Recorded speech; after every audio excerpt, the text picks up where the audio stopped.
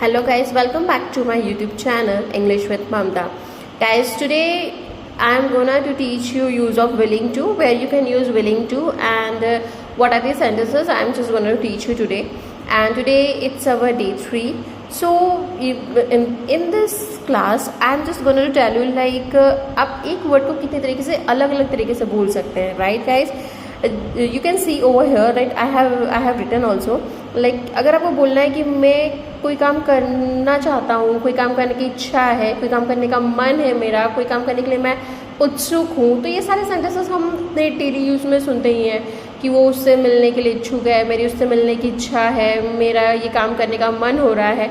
तो वहाँ पे आप किस वर्ड को यूज़ कर सकते हैं, जस्ट वो आज हम यहाँ पे पढ़ने वाले हैं. ठीक है गाइज, लाइक आप एक वर्ड को कितने तरीके से बोल सकते हैं ये मैंने इसमें मेंशन भी किया हुआ है. आप देख सकते हैं, जैसे अगर मैं बात करती हूँ विलिंग टू, राइट, तो विलिंग टू को विलिंग टू, राइट, तो विलिंग टू की जगह अगर आप यूज़ करना चाहते हैं तो आप यहाँ पे यूज़ कर सकते हैं longing to, keen to, eager to.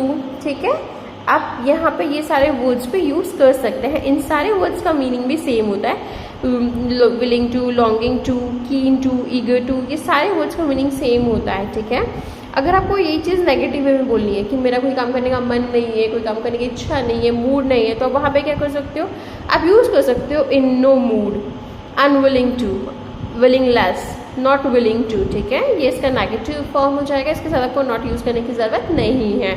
Next one is कि आप अगर जैसे हम बोलते हैं ना, यार मुझे ना उससे मिलने की बहुत ज़्यादा डिज़ायर है, तो मतलब किसी कोई एक इच्छा होती है ना जिसको हम डिज़ायर बोल सकते हैं. ठीक है, इसको हम अर्ज भी बोल सकते हैं.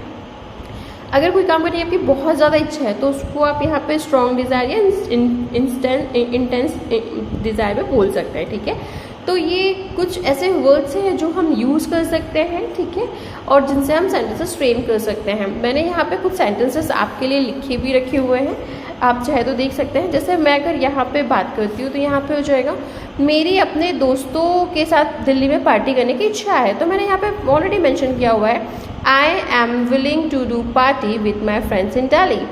नेक्स्ट मैंने इसका नेगेटिव बनाया हुआ है, क्वेश्चन भी बनाया हुआ है, ये आप इसको पढ़ सकते हैं. नेक्स्ट वन है इसकी, अगर हमें कभी भी अगर आपको पास्ट टेंस में बनाना है तो आप यहाँ पे वॉज ओवर का यूज़ करके इसे सेंटेंस फ्रेम कर सकते हैं.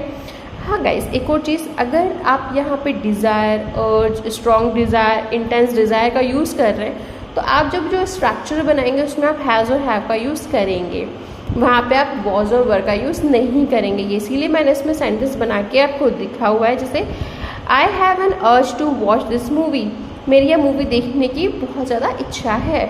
ठीक है, आप चाहे तो यहाँ पे इंटेंस डिज़ायर लिख सकते हैं, स्ट्रॉन्ग डिज़ायर लिख सकते हैं, डिज़ायर लिख सकते हैं, अर्ज लिख सकते हैं. ठीक है, इसी का मैंने आपको यहाँ पे नेगेटिव भी बना के दिया हुआ है. जैसे मैंने बोला विलिंग लेस. ठीक है, विलिंग लेस मतलब इच्छा नहीं है.